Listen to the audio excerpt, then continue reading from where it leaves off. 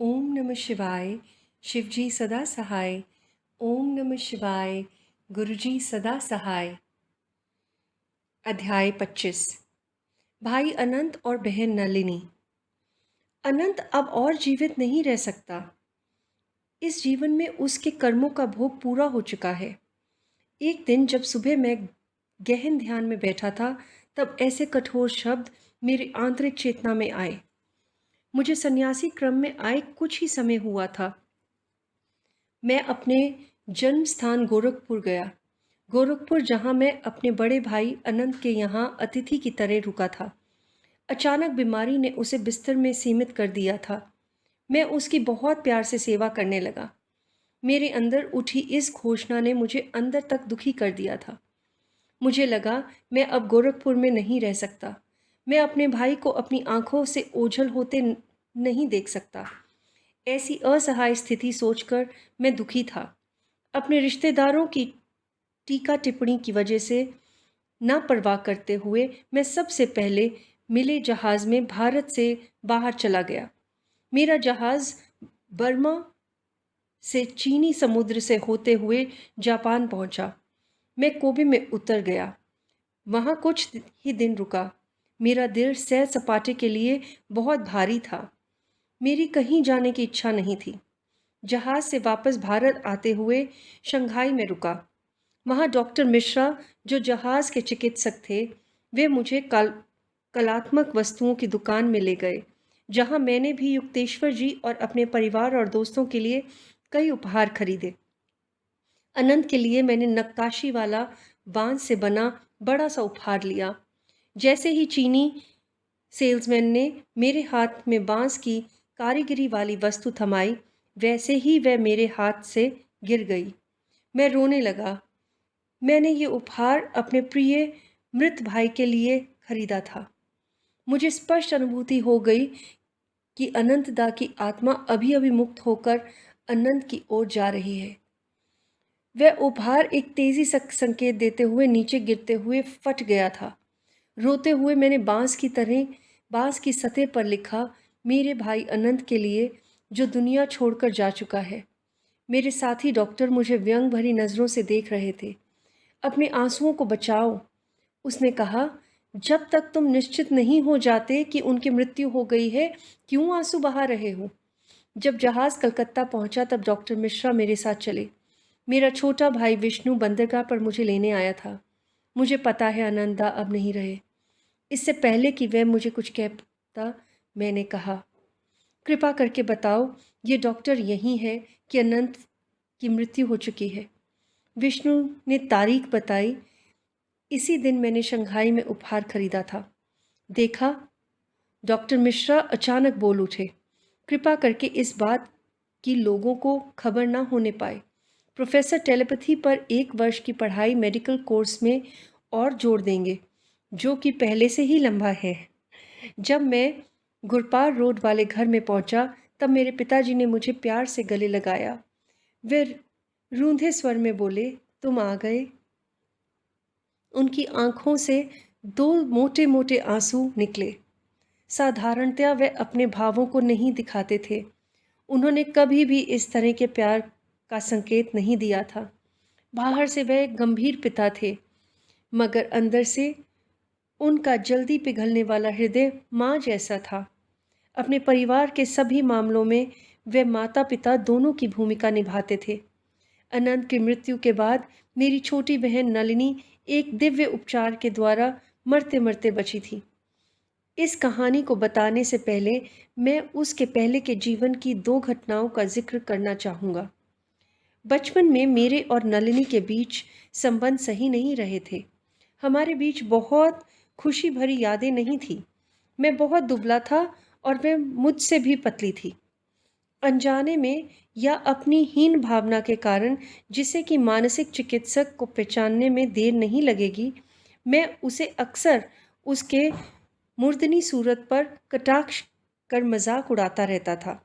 उसके जवाब भी उतने ही कठोर और भेदने वाले होते। उसकी स्पष्टवादिता उसके किशोर अवस्था के अनुरूप थी। कभी कभी माँ को बीच में पड़ना पड़ता था और हमारी बचकानी हरकतों को वह मेरे कान पर हल्का सा थप्पड़ लगाकर झगड़े को खत्म कर देती। समय बीतता गया। नलिनी की सगाई एक कलकत्ता के युवा चिकित्सक के साथ हो गई, जिनका नाम था पंचानन बोस। उन्हें पिताजी की ओर से मोटा सा दहेज मिला होगा, ऐसा मेरा ख्याल था। इसे मैंने अपनी बहन को भी कहा था, अपने होने वाले दामाद के लिए, क्योंकि वह एक मानव खंबे से शादी कर रहा था।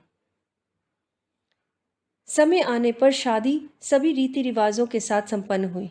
शादी की रात में ढेर सारे रिश्तेदारों जो हंसी मजाक कर रहे थे, वहाँ कलकत्ता के घर में एक बड़ी सी बैठक में जमा थे। मैं भी उनके साथ बैठ गया। दूल्हे राजा एक बड़े से विशाल सुनहरे तकिए पर टेक लगाकर बैठे थे और नलिनी उनके बगल में थी। एक खूबसूरत सी बैंगनी रंग की रेशमी साड़ी उसके हड्डी जैसे ढांचे को पूरी तरह से ढक नहीं पा रही थी।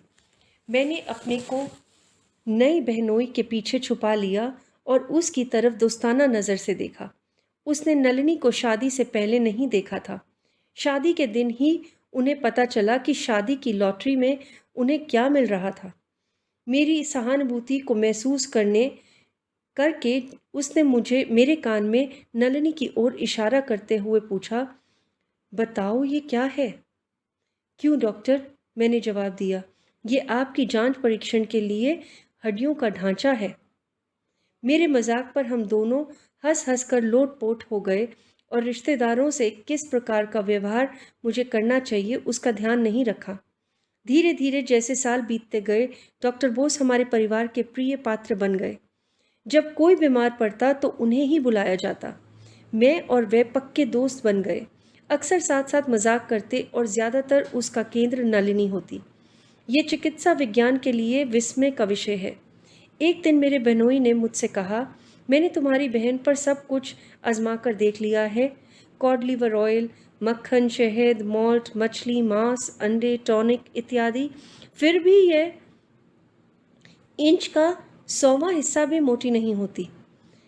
हम दोनों दबी हंसी हंसे। कुछ दिन बाद में बोस के घर गया। मेरा काम कुछ ही मिनटों में खत्म हो गया। मैं बाहर जा रहा था। मुझे लगा नलिनी ने भी नहीं देखा। जब मैं सामने के दरवाजे पर पहुंचा, मैंने उसकी आत्मीयता भरी मगर आदेश देने वाली आवाज़ सुनी, भाई इधर आओ। इस बार आप मुझसे बचकर नहीं जा सकते। मुझे आपसे बात करनी है। मैं सीढ़ी चढ़कर उसके कमरे में गया। आश्चर्य से मैंने देखा, उसकी आंखों में आंसू थे। प्रिय भाई, उसने कहा, पुरानी बातों को भूल जाएं। मैं देख रही हूँ कि आप अब दृढ़तापूर्वक आध्यात्मिक मार्ग पर हैं। मैं हर तरह से आपके जैसा होना चाहती हूँ। उसने आशापूर्वक कहा, अब आपका स्वास्थ्य बहुत अच्छा है। क्या आप मेरी मदद कर सकते हैं? मेरे पति मेरे पास नहीं आना चाहते हैं और मैं उन्हें बहुत प्यार करती हूँ, लेकिन मैं फिर भी ईश्वर से साक्षात्कार करना चाहूँगी, चाहे मैं पतली और अनाकर्षक रहूँ। उसकी इस याचना से मेरा दिल भर आया। हमारी नई दोस्ती धीरे धीरे बढ़ने लगी। एक दिन उसने मेरा शिष्य बनने की इच्छा प्रकट की। कई महीनों के बाद, जिस दौरान नलिनी कढ़ाई से विभिन्न नियमों का पालन कर रही थी, मैंने उसको शाकाहारी भोजन करने की सलाह दी। काफ़ी कठिनाई के बाद एक दिन मैं उसके घर गया। बहन, तुमने बहुत दिल लगाकर आध्यात्मिक नियमों का पालन किया है। तुम्हारा इनाम मिलने ही वाला है। मैं उसकी ओर देख शैतानी से मुस्कुराया। तुम कितना मोटा होना चाहती हो? उस मोटी चाची की तरह जो अपने पैरों को देख नहीं पाती? नहीं, मैं बस तुम्हारी तरह हष्ट पुष्ट बनना चाहती हूँ। मैंने गंभीर होते हुए कहा, ईश्वर की कृपा से मैंने हमेशा सच ही कहा है। मैं अब तुमसे सच कहूँगा। तुम्हारा दिव्य शरीर आज से बदलने लगेगा और 1 महीने में तुम्हारा वज़न मेरे बराबर होगा। मेरे दिल से निकले शब्द सच साबित हो गए। 30 दिनों में नलिनी का वज़न मेरे बराबर था। नए गोलेपन ने उसे खूबसूरत बना दिया। उसका पति उससे बहुत प्यार करने लगा। उनकी शादी, जो इतनी खराब तरह से शुरू हुई थी, वह खुशियों से भर गई। जापान से वापस आने के बाद मुझे पता चला कि नलिनी और को टाइफाइड बुखार हो गया था। मैं दौड़कर उसके घर गया। एक कंकाल से दुबली हो गई थी। वह कोमा में थी।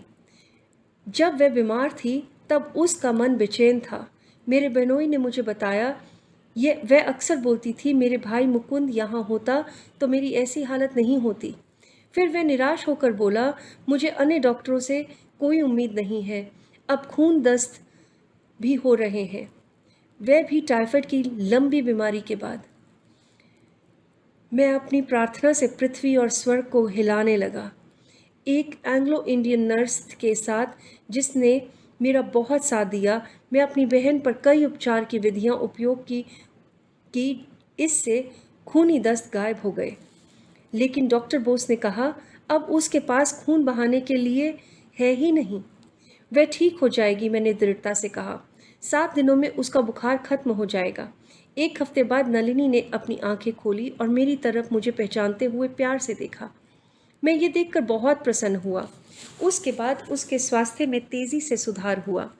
यद्यपि उसका वज़न पहले जैसा हो गया था, लेकिन इतनी गंभीर बीमारी का चिन्ह उसके शरीर पर रह गया था। हिंदुस्तानी और अंग्रेज़ विशेषज्ञ ने इसे एक असाध्य विकलांग घोषित कर दिया था। उसके जीवन रक्षा के लिए जो अनवरत युद्ध मैंने प्रार्थना के द्वारा छेड़ा हुआ था, उसने अब मुझे बहुत थका दिया था। मैं श्री रामपुर श्री युक्तेश्वर जी की मदद मांगने गया। उनकी आंखों में गहरी सहानुभूति थी जब मैंने उन्हें नलिनी की स्थिति से अवगत कराया। तुम्हें बहन के पैर 1 महीने के अंत तक स्वस्थ हो जाएंगे। साथ ही उन्होंने कहा, उसे अपनी त्वचा को छूता हुआ 2 के रेट का एक बिना छेद किया हुआ मोती जो एक बैंड में बंधा हुआ हो पहनना होगा। मैं आनंद भरी राहत की सांस लेते हुए उन्हें साष्टांग प्रणाम किया। गुरुदेव, आप सिद्ध गुरु हैं। आपके शब्द ही उसे ठीक करने के लिए काफ़ी हैं। लेकिन आप कह रहे हैं तो मैं फ़ौरन उसके लिए मोती लाता हूँ। मेरे गुरु ने कहा, हाँ, तुम ऐसा ही करो। और उन्होंने नलिनी की शारीरिक और मानसिक स्थितियाँ बतानी शुरू की, यद्यपि उन्होंने उसे कभी देखा नहीं था। गुरुदेव, मैंने पूछा, क्या ये ज्योतिषीय विश्लेषण है? आप उसकी जन्मतिथि या जन्म समय तो नहीं जानते? श्री युक्तेश्वर जी मुस्कुराए। ये उससे भी गहरी ज्योतिषी है, जो तिथि या समय पर आश्रित नहीं है। हर व्यक्ति इस ब्रह्मांड का हिस्सा है, अथवा ब्रह्मांडीय व्यक्ति का। जैसे उसके पास स्थूल शरीर है, उसी प्रकार उसके पास सूक्ष्म शरीर भी है। मनुष्य की आंखें केवल भौतिक शरीर को देखती हैं, लेकिन आंतरिक आंखें और गहराई तक जा सकती हैं। यहाँ तक कि उसके विश्व रूप को भी देख सकती है, जिसका हर मनुष्य उसका अविभाज्य और व्यक्तिगत हिस्सा है। मैं वापस कलकत्ता गया और नलिनी के लिए एक मोती खरीदा। 1 महीने बाद उसका विकलांग पैर पूर्ण रूप से स्वस्थ हो गया।